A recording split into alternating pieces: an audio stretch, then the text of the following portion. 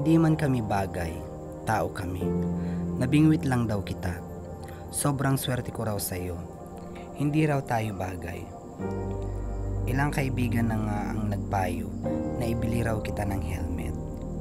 Kasi baka raw mabunggo ka, maumpog, baka matauhan, baka biglang mang-iwan. Pero mali sila, mali sila.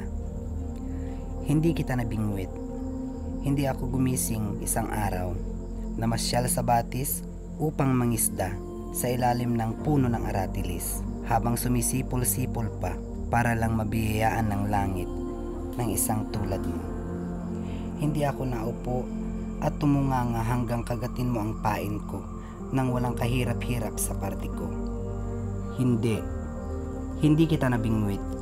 Nahuli kita. Nahanap kita. Alam kong ordinaryong isda lang ang maabot ng pisi sa kababawan ng batis at hindi ko kailangan ng ordinaryo ng sanay sa mababaw.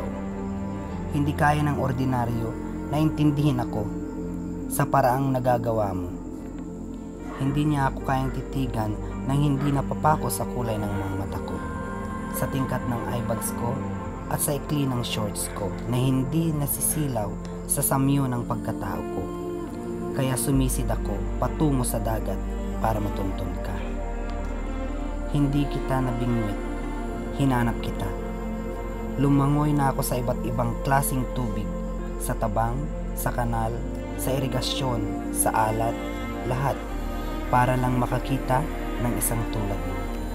Hindi ordinaryo, sanay sa kalaliman ng buhay. Isang tao na makikita ang puso ko at hindi ang mga pasa ko. Isang tao na kayang hawakan ng mga kamay ko sa harap ng mga sanggano at ng mga santo. Isang taong naniniwalang hindi man kami bagay, tao naman kami. Mga taong may tumitibok na pulso, mga taong may karapatang halikan, mahagkan, masaktan, pangakuan sa sarili naming paraan. Oo, ibibili ko siya ng helmet. Pati ako, bibili rin ako. Kasi malayo pa ang lalakbay namin. Malayo pa ang tatakbuhin namin. Sa ayaw man nila o gusto.